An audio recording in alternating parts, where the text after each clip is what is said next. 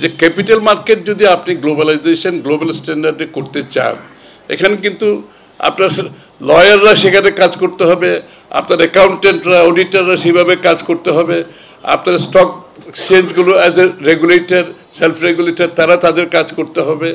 সুতরাং এগুলো very important. Transparency একটা হচ্ছে কি, আপনি পলিটিক্সকে ডেমোক্রেটাইজেশন করবেন, অর্থনীতিকে ডেমোক্রেটাইজেশন করবেন না, it does not work. The economy must be made, economy has to be democratized. আমাদের একটা বড় প্রবলেম হয়ে গেছে, ইকোনমিকে আমরা ডেমোক্রেটাইজ করতে চাই না, পলিটিক্সকে করতে চাই। ইকোনমিকে আপনি ডেমোক্রেটাইজ যদি করতে না করেন, তাহলে কিন্তু পার্টিসিপেশন অ্যান্ড মানুষের কনফিডেন্স, ইকোনমিতে সকলের পার্টিসিপেশন আপনি এনশিওর করতে পারবেন না। You must democratize the economy of the country. This is another goal we have taken, the democratization of the economy.